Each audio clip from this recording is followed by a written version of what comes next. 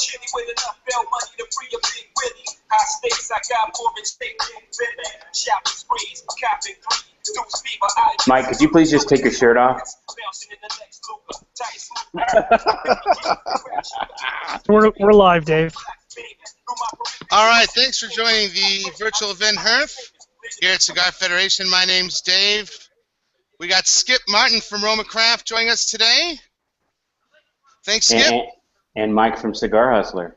Mike from Cigar Hustler, I see you over there, Mike. Hey, what's going on, guys? And we got John, the cigar surgeon. What's going on, guys? I'm just the technical monkey, so don't mind me. I'll just sit in the corner and smoke my cigar quietly. Thanks for coming on. We've had a lot of technical difficulties, mainly on my end. Mike, could you please just take your shirt off? Yeah, so now I'm hearing something I said 3 minutes ago. We're live, Dave. Oh, man, I don't know what's happening here. All right. Here at Cigar Federation, my name's Dave. We got Skip It's turning me again. Thanks, Skip. And Mike from Cigar Hustler. Mike from Cigar Hustler. Oh, I see man. you over there, Mike. What's that? Hey, what's going on, guys? All right, cigar surgeon. What's going on, guys? I'm just the technical monkey, so don't mind me. I'll just sit in the corner and smoke my cigar quietly. Thanks for coming on. We've had a lot of technical difficulties, mainly on my... Hello. Mike, I think your computer was playing it back. Yep. That's exactly what's happening. Yeah. Are you streaming it and the Hangout at the same time, Mike? I muted him so he can't talk. Okay. Well, Skip, thanks for coming on. Sorry about all the technical issues we've been having. I'm good now. Well, I appreciate your willingness to stick it out.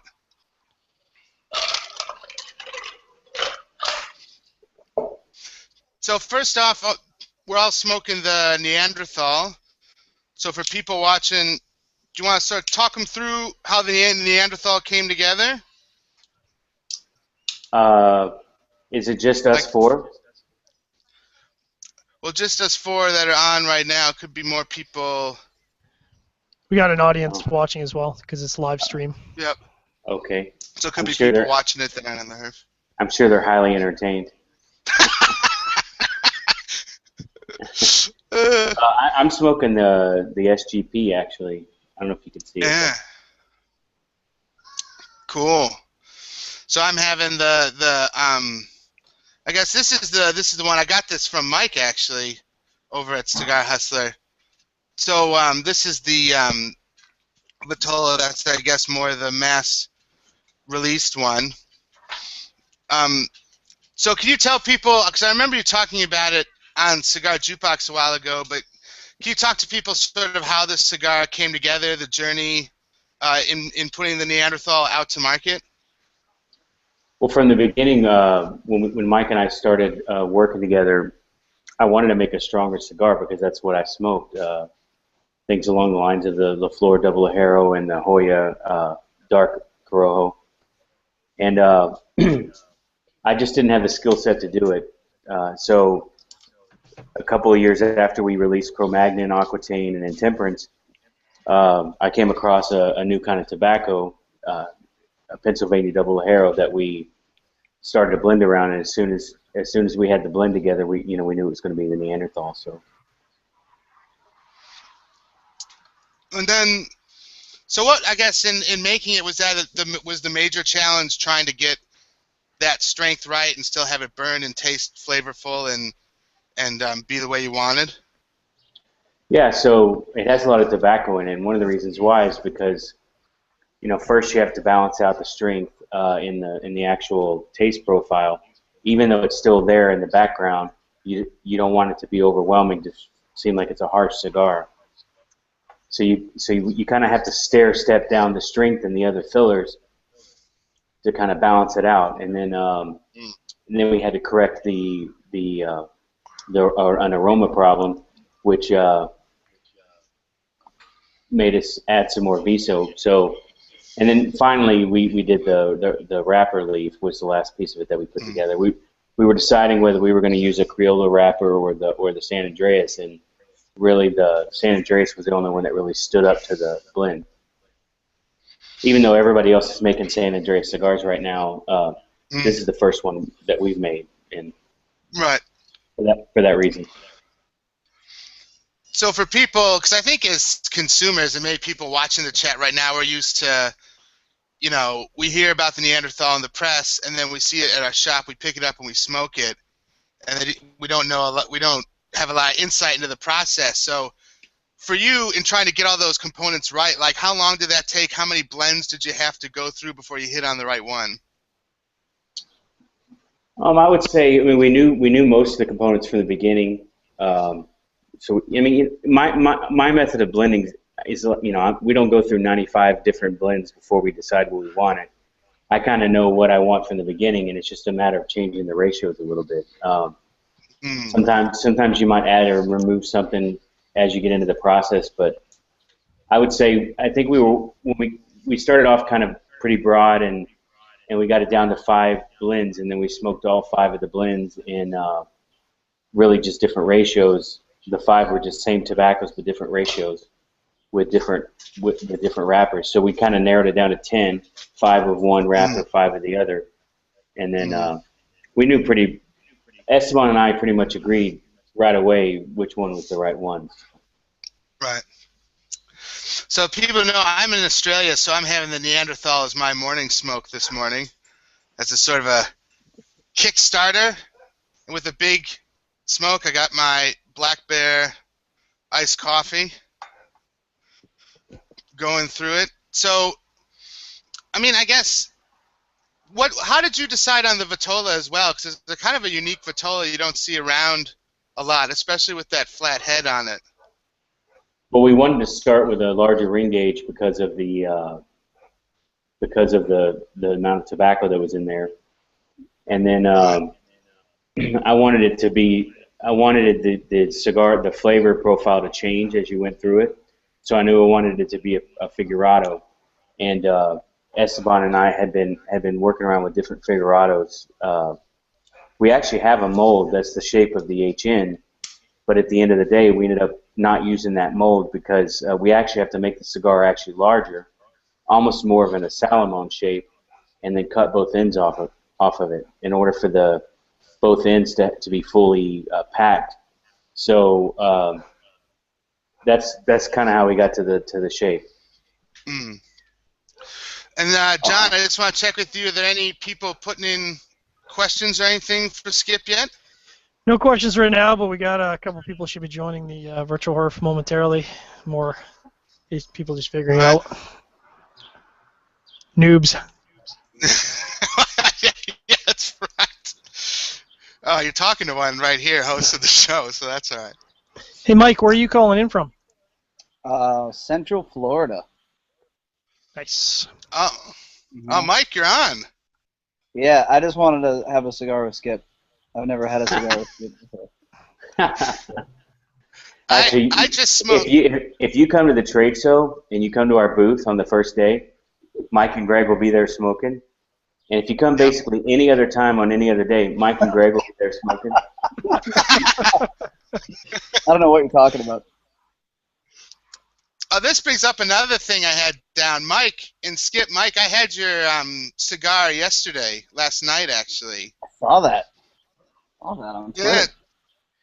So can you guys talk a little bit about how that came together? I gotta turn that off. Well, technically, that's Greg's cigar. I just want to point out that's Greg's cigar, not Mike's cigar. No, it's not. Greg's is the broadleaf. Oh, that's right. Which is the better one, in my opinion. The broadleaf is the better one in your opinion. Yeah. Right. Because you're crazy. So how did can you tell little people about that, and how that cigar came together? Because that's just I had that Habano last night. That's an amazing cigar. Basically, Thanks, well, I mean, Mike begged me to blend a cigar and then tell people that he did it. Pretty much. That was it. That was it. Whatever you say, guy. Whatever helps you sleep at night. But hey, in all seriousness, though, I mean, we approached Skip and we asked him. We said that we wanted to make a cigar, and he said, "Yeah, okay." And and it was really funny is other factories that we've approached when we were serious about it, we were either heard, the answer was either no, or they wanted more involvement than what we wanted more involvement, and so on and so forth. So Skip did, Skip and Mike and Esteban, they're my family, and they're my brother's family as well. And they just kind of threw us the keys and let us do whatever we wanted. And Skip let me know when I was screwing up the blend. He said, you need to go back to this, you need to modify that, and I think all together we made beautiful music together, Skip. And yeah, and man. Skip, yeah. So from your point of view, and I've seen on Facebook too a couple different Vitolas in the Neanderthal that are at different shops and stuff. For you, when you make a cigar that's exclusive or for a certain shop with a certain person, I mean, what's that process like for you? Oh, here we go. Ho ho ho! Stifler Claus is here. Max is straight fucking street.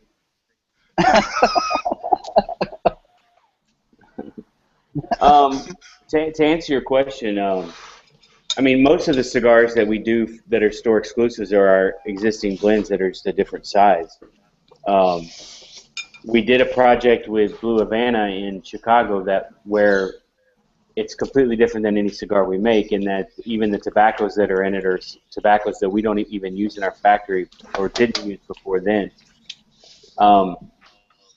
Mike and Greg had access to those tobaccos, to Matafina and Criollo and a couple of other things that we've used for Blue Havana, but I think because Mike and Greg are such big fans of the Cro-Magnon and the Aquitaine, they kind of gravitated towards the tobaccos that, just by selection, gravitated towards the tobaccos that are more similar to that cigar. Both of the Paustania are both, they have the same wrappers as Cro-Magnon Aquitaine, and some of the fillers are even the same, but they come out as completely different cigars, which kind of goes to show how just changing one or two different filler components can change a cigar. And the sizes are different than what we make in the, well, other than the Perfecto, the other two sizes are sizes we don't make in Cro-Magnon Aquitaine. Right, yep. Right, you got a question for anybody else? Got a question for Skip? Throwing it open, throwing it out. Mike always has questions for me. I'm surprised he hasn't. I do have questions. He texts me like 5 times a day. I have lots of questions, dude. So I hear what's coming out of the show. The only new product we have at the show rumors is of a Petit Corona. Yeah, the only new product we have at the show, well, we might have two. I'm trying to get craft done, but we'll see how that goes. But other than craft, the only new product we have is the new sampler, which this time around is going to be the 4x46. So we've done the Perfectos in the past, we've done the Grand Robustos, and we've done the Panatellas. So this is going to be our 4th sampler, which is basically one cigar from each of our blends. What makes this one different is that the 3 of the or 6 of the 10 or 3 of the 5 in the sampler are cigars that we don't make in our line. They're 4x46s of the Cro-Magnon, Aquitaine, and Neanderthal. Thanks, Yeah, Mike, Samplers. Wicked idea. Oh, yeah. You gotta get them, Mike, so I can buy them. Of course.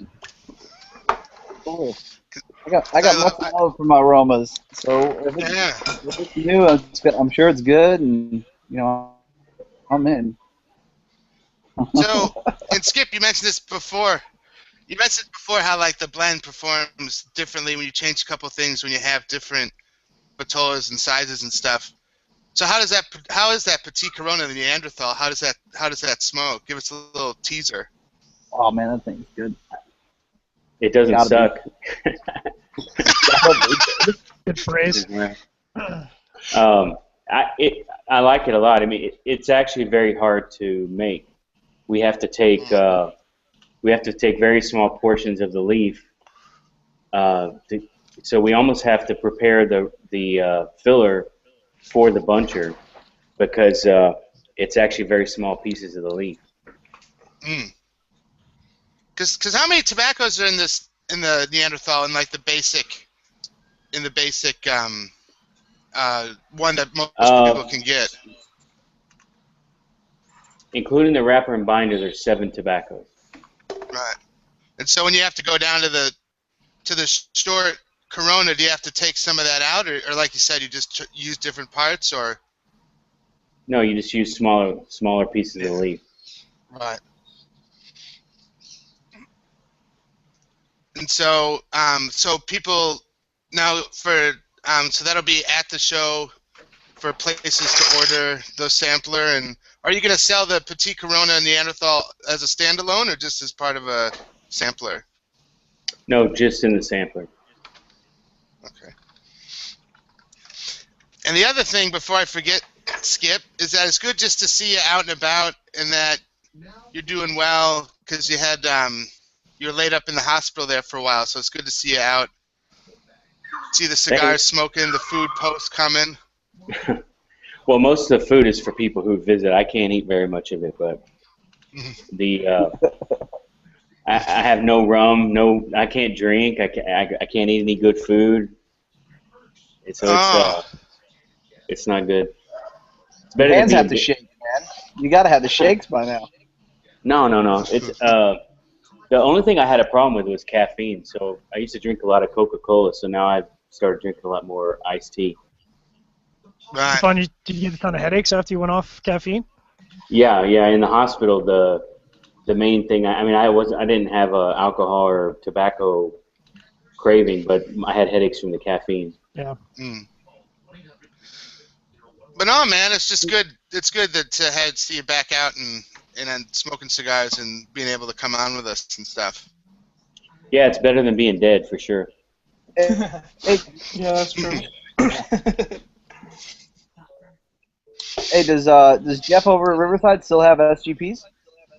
Yeah, I think both Sirius and Jeff have some left. I don't think Sirius has very many. So with all the different sizes out in the Neanderthal, where they got the small gene pool and then the half Corona you're talking about, what's your favorite size in it, Skip? I mean, it's like all the cigars. The big one is a commitment. I mean, it's a lot of cigar. So for me, cigar? It's a lot of cigar. I mean, it's like good 2 hours worth of smoking. So, I smoked one the other night, and I like it just as much as I like the other ones. I end up smoking the SGP. I end up smoking smaller cigars in general, just because I get busy doing things, and also I kind of get tired of the same thing. So I like switching between different cigars. No, with the Neanderthal in this size that I'm smoking, I think it's gonna catch up with me because I'm having fun talking to all you guys, and I'm kind of burning through it pretty quickly, which might catch up to me in the end. But Maybe.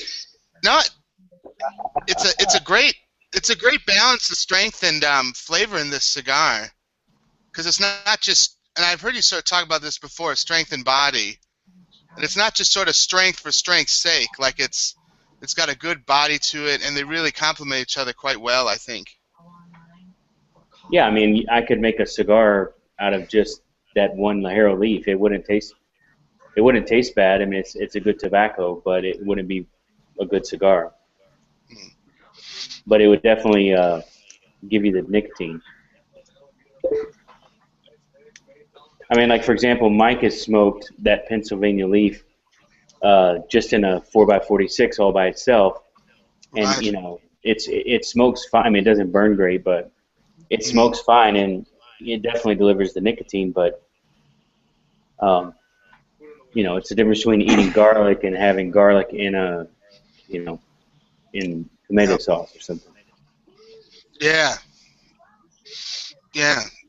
Well, So, well, for me, sorry, but for me, everybody and their mother came out with the San Andreas cigar last year at IBCPR, and only one or two of them really stuck out as far as a blend that, you know, had some complexity, had a good flavor profile, and just wasn't, hey, we're gonna make a San Andreas wrapper and boom, we're done. And a lot of times you'll just get that basic flavor solely from the wrapper because it's a powerful wrapper. And the reason why, you know, I always gravitate back to a lot of RoMa Craft stuff is because I'm going to say Esteban takes a lot of time in the blends, and he makes great stuff. So that's why I think this San Andreas was by far the best one that came out last year. There's a couple other ones that I would say are, you know, 2 and 3, but for sure this thing was, you know, above the rest. mm, Pardon me. You know what, Michael? Now that you speak on that, I've noticed that the San Andreas wrapper has become very, very popular. A lot of companies have been starting to use that wrapper. A lot. Like Ventura Cigar, they had the new 805 with it was the 805 Andula. They had it in a Maduro and a Natural, and it was San Andreas wrapper. Yeah, no doubt. But Mhm. just because, Well, you know, I mean, just because that wrapper is available and is in so many, you know, different cigars, doesn't mean Mhm. that it's going to be a great stick. Mhm. And I think that's what, unfortunately, that's what a lot of these cigar manufacturers kind of gear it on. Like that's, well, oh, it's the San Andreas. Okay, great. Well, you know, what are the internals? Mhm. What's it gonna taste like? You know, let me smoke it, let me burn it. If it just tastes like a San Andreas wrapper, good for you, man. So you Mhm. didn't really do anything special, in my opinion. But you know, well, good. Mexican tobacco is not new. I mean, one of the first cigars I bought a box of was a cigar called Cruz Real. And back then also there was the Te Amo Maduros that were both Mexican cigars that used obviously a Mexican Maduro wrapper from San Andreas, the Turrent family. So the Turrent family's been growing tobacco in San Andreas for, you know, decades. I think there's a combination of. I mean, you can look back maybe 4 years ago. There was the 6x60 craze, or 5 years ago, 3 or 4 years ago, there was the nub craze. You know, last year or maybe even the year before was a lot of people started trying to make Ecuador Connecticut's. You know, Camacho, the new wave, all that stuff kind of came out. mm, Yeah. So I mean, there is a aspect of what's currently available in the market, but then there's also the aspect of what do you already make, and if you want to make something new or different, the wrapper is generally one of the key differentiators. Um, mm, you know, why come out like, you know, I would never come out with another broadleaf cigar because um, I already have a broadleaf cigar. So why come out with another broadleaf cigar with just a different blend? People get kind of caught up in that wrapper leaf, so uh, you almost kind of have to blend around a different wrapper leaf, and there's only so many wrapper leaves available. Um, I mean, of course, everybody will tell you that they have their own kind of unique, special. But I mean, there's only two kinds of tobacco that make cigars, and out of those cigars, there's only, I don't know, 20 places you can buy it. I mean, there's some wrapper leaves that used to be really common, like Cameroon and a few mm, others that you don't even really see anymore. Um, mm. but let's Yeah. listen to Mike's And let's listen to Mike's wife yell at him real quick. Sorry, that was my mother-in-law yelling at me. Oh, yeah. So I guess the point that I'm making is it may seem like, you know, you've seen a lot of San Andreas cigars come out, but there's probably been 10 times more Ecuador Habano cigars come out in the same period of time. It's just because Ecuador Habano is common in the market, and San Andreas wasn't. You notice the San Andreas more. Um, on the other point Mike made about the about RoMa, we're not going to come up with something just for the sake of having something new. You know, we released Cro-Magnon first, and within the next year we released Intemperance in Arapiraca, Intemperance in Connecticut, and the Aquitaine. So other than craft, we haven't had any new blends come out on the market in 4 years. Yep. So you know, we had this place in the spectrum at the really strong end of you know, we have mild with body, we have strong with body, but we didn't have a super full cigar. So this kind of completes the whole portfolio, you know, before the FDA stuff comes out. If we have the same 5 lines of cigars, you know, 15 years from now, I'm perfectly okay with that. So. Yeah, and hearing you talk about the wrapper and interesting wrappers and stuff, and I could see some behind you, Skip, is the Fomorian, the Candela. I had that a couple of weeks ago, and it's just, I mean, it's one of the best Candelas out there. And I was wondering, like, for you, what sort of was the inspiration behind doing a Candela cigar and having that as a wrapper? Well, I think it's also another point I wanted to make about what Mike was saying is, you know, if we're going to come out with a San Andreas cigar, I want to make sure it's competitive, as good or better than, in my opinion, of the other San Andreas cigars that I've had. If we're going to come out with a super strong cigar, it's got to be something that I'm going to pick up and smoke over La Flor Double Ajero or Antonio Dark Corojo, which are both great cigars. But if I had, you know, if I had all those sitting here in front of me, I would still choose the Neanderthal more often than not. So if that wasn't the case, then we wouldn't release it. So Candela, the Candela project started because we came across some Candela wrapper at when we were visiting Omar at Natsa that was darker and thicker than wrapper I had seen before. And I really purchased it originally to do accents on the special cigars that we make. You know, like in the factory, the cigars I give people, I wanted to do like little green accents on it. Yep. So and then we just happened to have about, I don't know, 2,000, 2,500 cigars that were reemplazos. They were cigars that needed the wrapper changed. They were EMH cigars, 5x56s, and we had to have a cigar for the B&B Tweet Up. I guess this was maybe 3 years ago. And so I asked Esteban, I said, what happens if we just put a Candela on there? You know, how will it smoke? And it turned out it was a great cigar. So, plus the Candela wrapper dries really fast, and we were able to turn those cigars around because they had already been aging for 6 or 7 months. We were able to turn those cigars around in a couple of weeks. So that's how the project started, and because it was so well received, and because I'm so proud of it, we've continued to do it. Actually, this year was the first time we continued to make them after the event. So every Friday or every other Friday we make another 200 or 300 of them. So the boxes this year are continuing to come out, you know, a little at a time.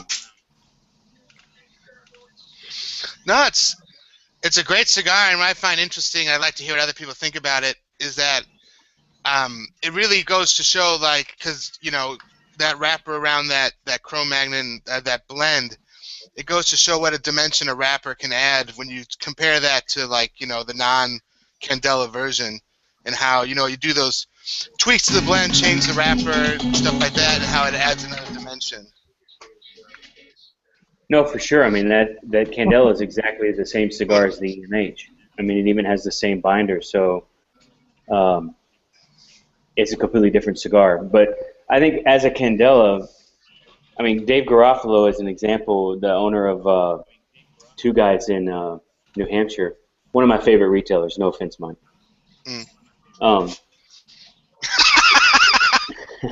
When I brought that in, he's like, oh, I haven't seen a Candela cigar in a long time. Who makes it? I said, oh, we make that. He goes, oh, I didn't know you guys made a Candela cigar. I said, and I explained to him what it was. And he says, well, I don't like Candela cigars, but, I'll smoke it. And so we were having a conversation in his office, and he was like almost halfway through it. And I said, well, how do you like the cigar? He goes, honestly, I forgot I was smoking a Candela. So because of the strength of the filler, and I think this is true in the Ecuador, Connecticut. Well, the Candela is Ecuador, Connecticut. So for both the Ecuador, Connecticut and the Candela, Ecuador, Connecticut, the bitterness that's in the wrapper is really offset by the fillers in the Cro-Magnon blend. Mm. No, it's a wonderful cigar, and it's good to see, the Candela out there, because I like Candela cigars, and it's just the blend in that wrapper really pair together quite well. And seeing your pictures of when you do Candela barber poles are very tempting. When you post those on Facebook, those look amazing. Did Max want to say something? Oh yeah, pardon me. I've never had those barber pole cigars. I've always wanted to try them. I gotta pick one up. They look real interesting because the way that they're made, the way that they're wrapped. That must take a lot of skill. It must take a lot of timing into that in the wrapping. Actually, it's not as hard as you would think. Really, what it is they just take two wrappers and sit them on top of each other, and they're offset a little bit so that when they roll it, they're rolling two wrappers at the same time. So one has a little bit of a reveal, and that's how you see the other color. But the person who makes those here came from Scandinavia, which one of the big cigars they make there is the America for CAO. Mm. Yep. So she's rolled tens of thousands of them. So she rolls them just as fast as she rolls a normal cigar. Skip, is there ever any issue with burn when you put a second wrapper on there? I mean, does that impact the burn? I would imagine if you put two thick wrappers on there, you might have that problem. But usually everywhere where you see a barber pole, you'll see a Ecuador, Connecticut or a Candela, and so both of those are very thin wrappers. So they almost function like a second binder.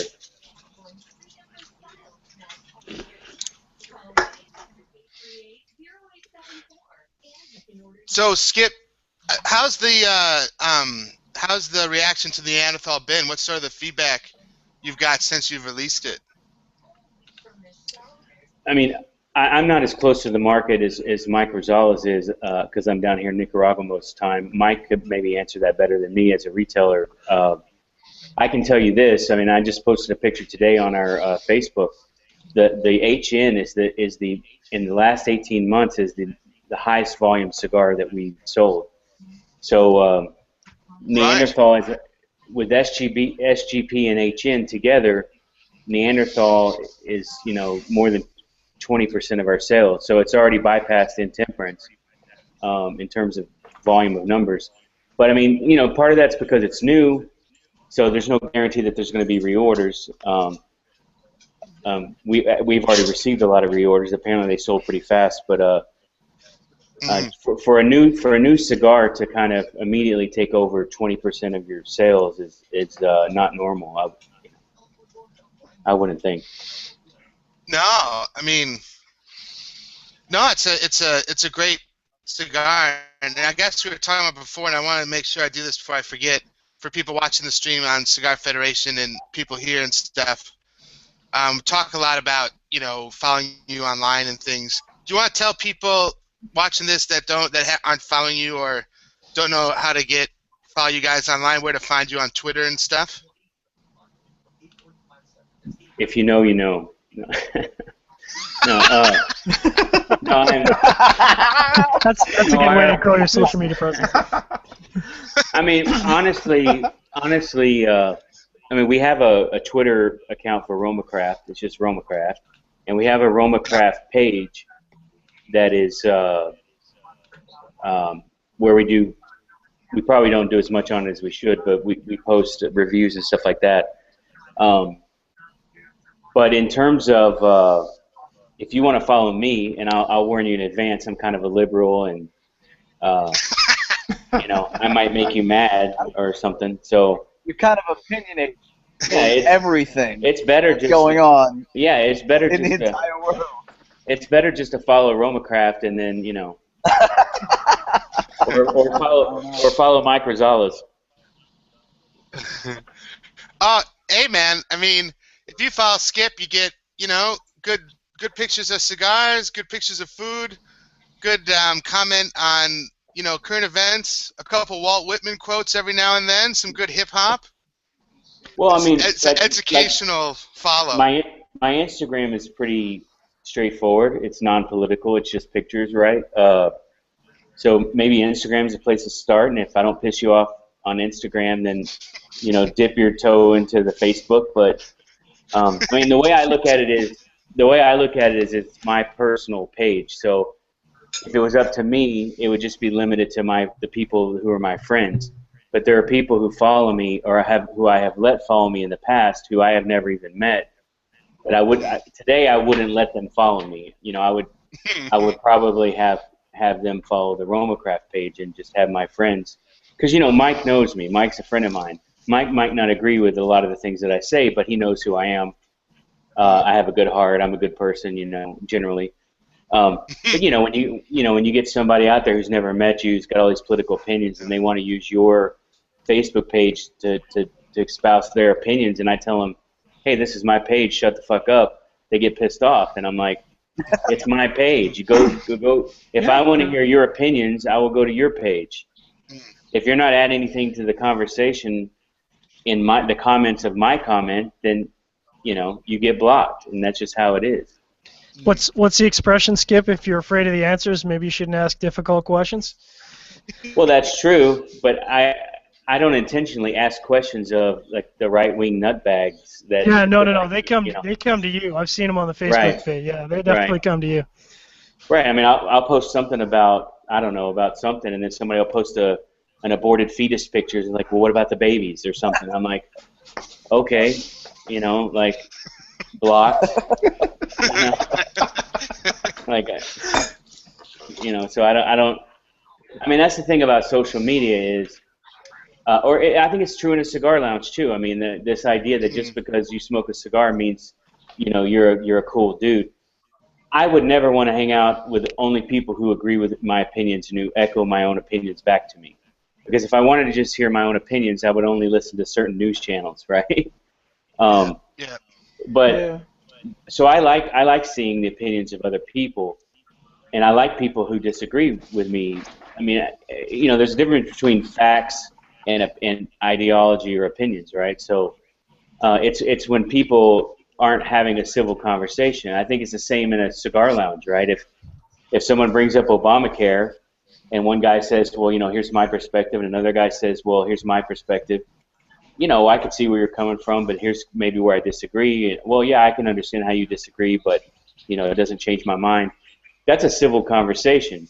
It's when you get the asshole that says, fuck you, fuck Obama, he's a socialist, whatever. And by the way, it's usually the guy who's on Medicare or who's unemployed or lives paycheck to paycheck. So you just shake your head and you go, okay, don't you have diabetes and didn't Medicare pay for those shoes? Like, what the fuck are you talking about? So that's where it just gets nonlinear, and you can't even have a rational conversation with that person. So you just have to change the subject, right? I like Jose Blanco's take on it. He says the only thing that can ruin good cigar is an asshole smoking next to you.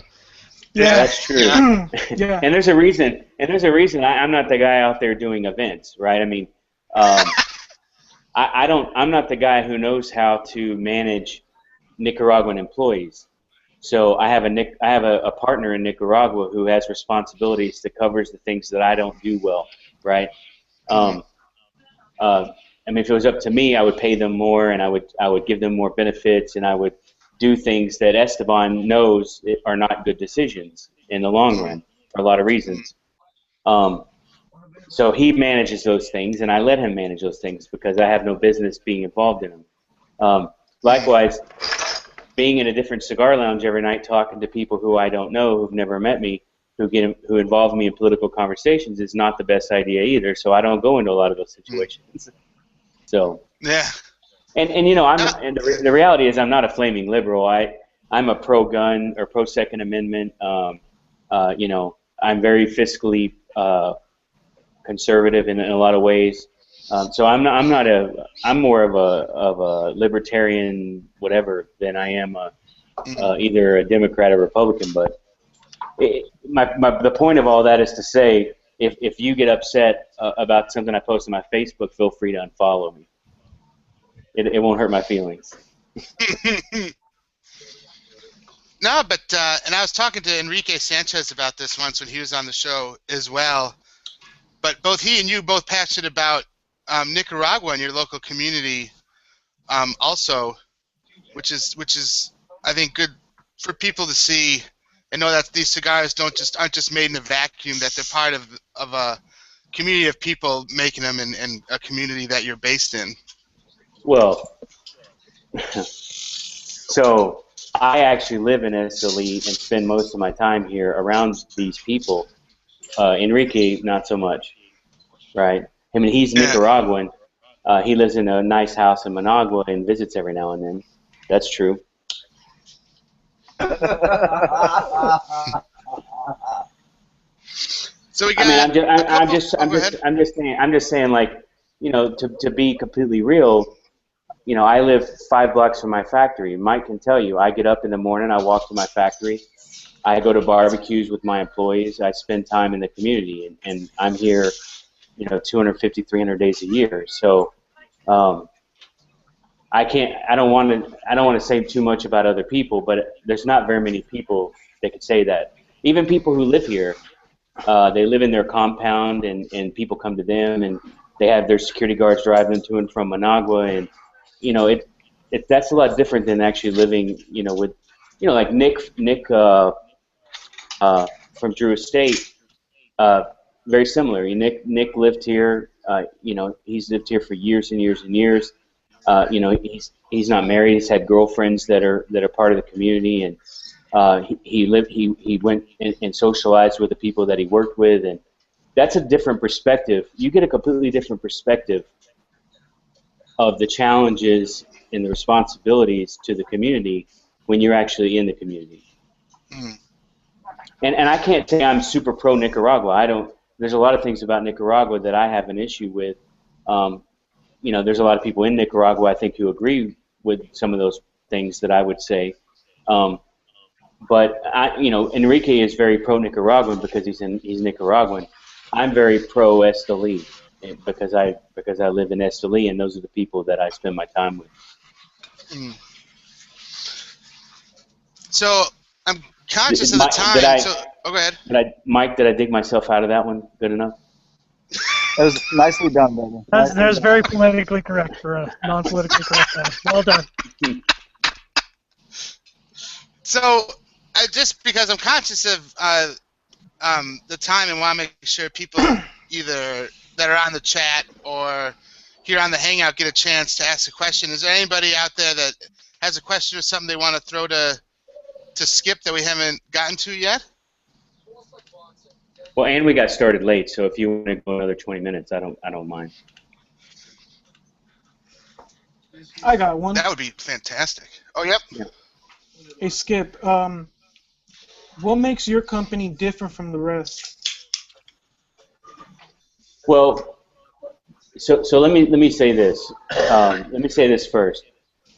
There is no magical way of making cigars. Uh-huh. There's no magic tobacco. I mean, there's some people who have tobaccos because they have farms and they've hybridized their own seed, and they have tobaccos that other people don't have access to. A lot of those people sell that tobacco to other people. So there, you know, when there's a cigar company that says, hey, you know, we're very proud of what we do, they're not necessarily just saying that we have some secret that other cigar companies don't have. It has to do with everything from the selection of the tobacco and the care you put into that to you know, making the cigars, the people that you hire, how you take care of those people, the model you have to sell and distribute your brand and promote your brand. I mean, I would say our company and again, I would let maybe Mike answer this question as a retailer, but I can tell you we run our company very differently than other cigar companies. I don't know of any other small company that runs their company the way that we do. We don't have salespeople or brokers. We don't advertise. And that's probably not going to change. Our goal is not to get bigger. Our goal is to make a certain amount of cigars a year and be profitable doing that. Much like many other companies, we're focused on making really good quality products. And go ahead, Mike. Well, in my opinion, and what I've learned in this industry, there are two types of cigar manufacturers.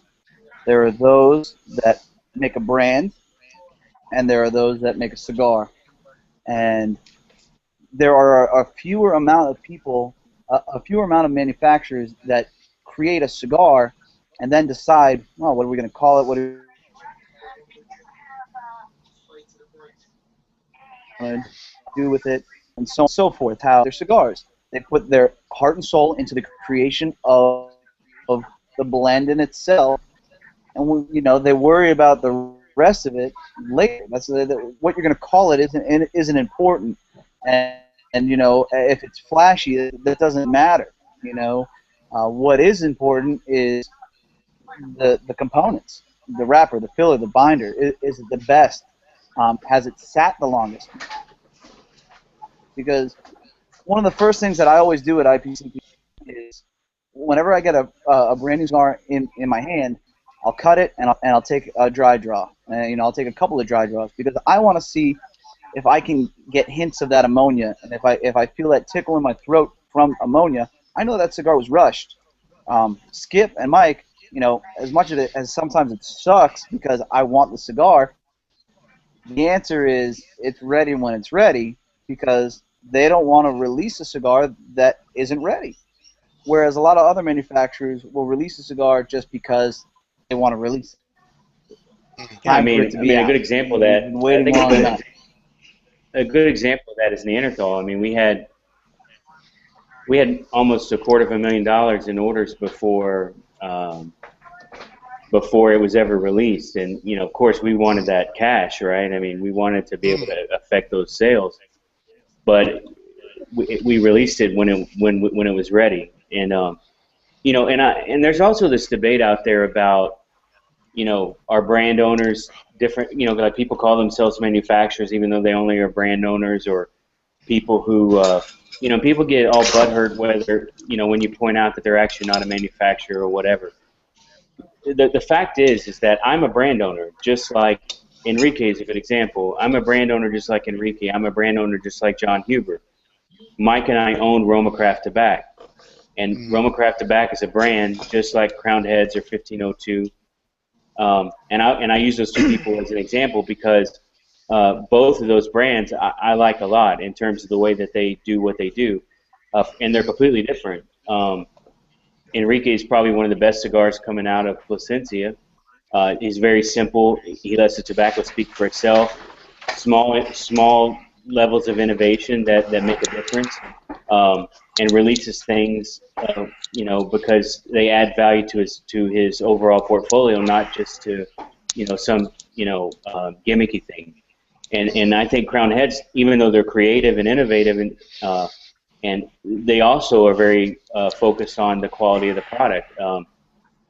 So I would say we're kind of in the same kind of group of people in terms of brand owners with John and with Enrique, John and Mike and Enrique. Maybe in a lot of ways Crowned Heads does things better than us, and Enrique certainly does a lot of things better than we do on the brand side. On the manufacturing side, I'll tell you, there's definitely manufacturers that do things better than we do. I just this week was over at Puerto Nicaragua meeting with Mario, and I haven't toured the facility in a long time, and even though I'm in a factory every single day, I was impressed by a number of the things that I saw in a lot of the discussion that I had with Mario, and came away from it feeling like, man, there's a lot of things that I could do better as a manufacturer. And that's just one example out of maybe a dozen that are better in a lot of ways than we are. So I don't necessarily believe. I think my biggest thing is just be honest about who you are and what you do. I'm not a tobacco expert. I'm not a blend. What is the popular term now? Master blender. A master. I'm not a master blender, right? I blended the Neanderthal. That's my blend, and I'm proud of it. But I would never go as far. I mean, there's still times where I walk in and look at tobacco and I have no idea what I'm looking at. So I still have tons to learn. But it's the people who perpetuate for their brand. They perpetuate these images that are not true. They exaggerate their part in actually producing the cigar, or they overstate like how much time they actually spend down here. And I think consumers connect with real, and so whether you're just a guy who loves cigars, who made a brand, the cigar speaks for itself. If you tell the truth about who you are and what you know, and exhibit the passion about what you're doing, a consumer will be just as likely to engage with your brand as they are with, say, someone like the Padrones, who are as legit as it comes in terms of all the way up and down the line. So it's the guys that come out with all the fakeness and the stickiness and the trying to rock the boat unnecessarily just to make a splash. To me, that gets old. It's part of the business, and as a consumer, it's not new to me. But I think that's the easiest way. Well, first of all, if you have a shitty cigar, you're not going to last very long, period. And anymore, even if your cigar is just good enough, you're not going to last very long, no matter how good you are at any other aspects. But to really be competitive in this market, you have to be able to execute on a bunch of different levels, or you have to have partners that execute for you. And I think as a company, we're pretty fortunate that we do pretty well in most areas, and are really aware of what our limitations are. And so we try to operate within that space so that we don't get out into an area where we know we aren't going to perform very well. Yeah, and it's a thing too. I think with cigars, I mean, it's something that you're putting RoMa Craft, putting your name on it, putting it out there as expression of yourself and your company, and letting and that is sort of a representation to the market. Like, this is who we are. This is what we're putting out. And I think for RoMa Craft, for me, it's that attention to detail with the construction and how well balanced they are. That really sort of shows that commitment you have to putting out a product that you're proud of. Well, I appreciate you saying that. I mean, I think like I said, there's no magic to it. It's if you talk to I share my cigars with people, all kinds of people in the business who have years and years and years of experience. Steve Saka was here yesterday smoking a cigar. Nick comes by pretty frequently. John Drew is a good friend of mine. I sit down with Arsenio and Jacinto from Aganorsa on a regular basis. I've given my cigars to all kinds of people, and generally the feedback is very positive. But any one of them would tell you, you're smart to have a good partner in Esteban. You're lucky and smart, probably more lucky than smart. And two, you guys can do it this way because you only make 1 million cigars a year. So if you have a real honest conversation with somebody who's making a brand that they have to sell 10 or 15 million of to make enough money to pay all their bills, they'll tell you there's no way they can use the kind of tobacco that we use, not because it's special, but because there's not enough of it. It just doesn't exist. You can't maintain 5-10 million. I mean, take Cro-Magnon's our best-selling line. Cro-Magnon is 25% of our cigars. So we make less than 250,000 Cro-Magnons a year. If we had to make 1 million Cro-Magnons, they would not be the same, because we could not get enough broadleaf to make of the type we use to make that cigar. So anyone else who's making a broadleaf cigar Liga Privada, or even Liga Privada is very low production. But if you go to, say, the Jaime Garcia Reserve, they probably sell 1 million or more of that cigar. It's just a different kind of cigar. So I mean, if you're talking to someone who knows in a quiet room and they're being honest, they know why your cigars are different. I think where some companies have a challenge is they don't understand how they spend, $3 million a year on advertising, and $5 million a year on sales staff, and there's a store in the middle of Florida somewhere that has 20 facings of RoMa Craft, and they can't get past 3 facings of whatever it is they're trying to sell. That's where they get disconnected. They can't figure out why that happens on a broad basis, and it goes back to it all starts and ends with the tobacco, but it also goes back to having direct relationships with the people that you do business with, and executing against the things that you say you're going to execute against, which is very hard if you're a humongous company. Mm-hmm. True. No, it's good, and I have to say, just based on the Neanderthal, this thing's smoking great. I'm down to about, yay. Hey, just for the This is record, just- that store in Middle Florida has way more than 20 facings of RoMa. Just saying. Well, and 20 facings. Come on.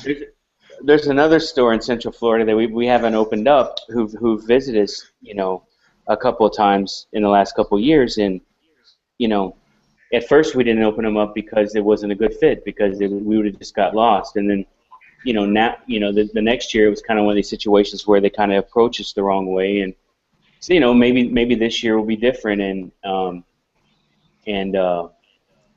they'll be a good partner, but we're very selective in the stores that we open up. We have less than 300 retail stores, and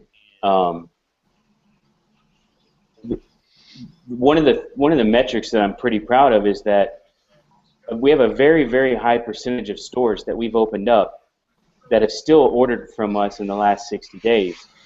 And anybody who sells cigars will tell you that there's 3,000 cigar stores out there. There's this cycle where they go through where they open up 400 or 500 stores, and then 200 of them don't order again, and then you have to open up another 200 to get another 100, and then it only kind of clicks with a small, with less than half of the stores. But we have a very high percentage of stores that we've opened up that still are very active with us. So, and that's a testament to how selective we are. And I don't mean selective in the sense that, hey, you're good enough for us. I mean selective in the sense that you're a good fit for us, because some stores are actually very, very good retail outlets that just wouldn't be a good fit for us or haven't been in the past. Question, Skip. Are your cigars located in California? Yeah, we have a number of retailers in California. So the easiest way to say that is if you go to our website, there's a retailer map button right in the middle of the page, and so you can see the little dots on a Google map of where the retailers are. But we also sell to 4 or 5 people who have pretty significant online presences. Obviously, even buying from Mike, as good of a retailer as he is, buying from Mike in the store is actually a much better overall experience than getting cigars from Mike in the mail. So if you happen to be in the middle of, Mammoth Nuts, Montana or something, maybe you have to order online. But in most cases, because we're pretty spread out, if you look at our retailer map, we usually have a retailer who's fairly close to you. Now we got a couple minutes left, so I just want to, before I forget, thank people for joining the Herf here, and thank people for watching at Cigar Federation, and thanks Skip for coming on before I forget and being able to put up with all the technical difficulties and not slamming your headset down and walking off or something. That was. No. Can I get one more appreciate question that. in? Sure. One more? Yep, go ahead. Yeah. Skip, if somebody was to ask you for, like, say, an 18-inch cigar, 20-inch cigar, would you? I mean, if somebody was in the factory and said, "Hey, could you roll me a 20-inch cigar?" Maybe. I don't know. I mean, I don't know. You would have to be here in the factory. Pretty much anything you ask for in the factory, we could probably facilitate, as Mike could tell you. But I'm never going to make one and ship it to the United States and deliver it to somebody. If that's what you mean. I was just curious to ask that. I just wanted to ask that question. I mean, my question would be, why the fuck would you want a 20-inch cigar? But I already know. And so what's the over-under on how many things I said tonight that are going to get me in trouble, Mike? You're fine. Nothing's going to get you in trouble. Yeah, I'd probably say like 9. Yeah. People are very sensitive, so I would say 9's probably a good number. Your phone is ringing right now? Your phone hasn't rung at all during this entire thing? No, they usually just talk shit behind your back. They don't really ever call you, so. That's true. If the number's 9, I want to put down money on the over. I want to take the over. I agree. But no, and you were saying before it's not magic, but what is magic is the fact that John Cigar Surgeon got this to work. So I want to thank him before I forget, because he is the magician that got this actually running.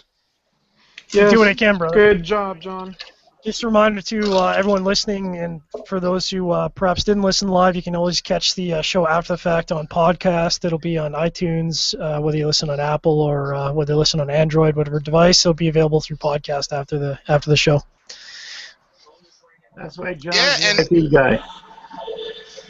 But before you go, Skip, the stuff I'm waiting for RoMa Craft is the cookbook and the hip hop album. When those come out, the cookbook and the hip hop album, I'm there. You're gonna be waiting. I know.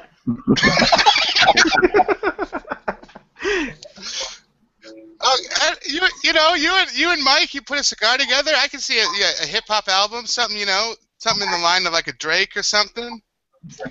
First, they got to start off with a mixtape first, then the album. No, but thanks for everybody for joining. Thanks for coming on. Thanks for sticking around for the extra 20 minutes to make up for the dog's breakfast I turned this into in the first 20 minutes. So, no, thanks for coming on, Skip. It was a lot of fun. You're welcome. Thank you, Skip.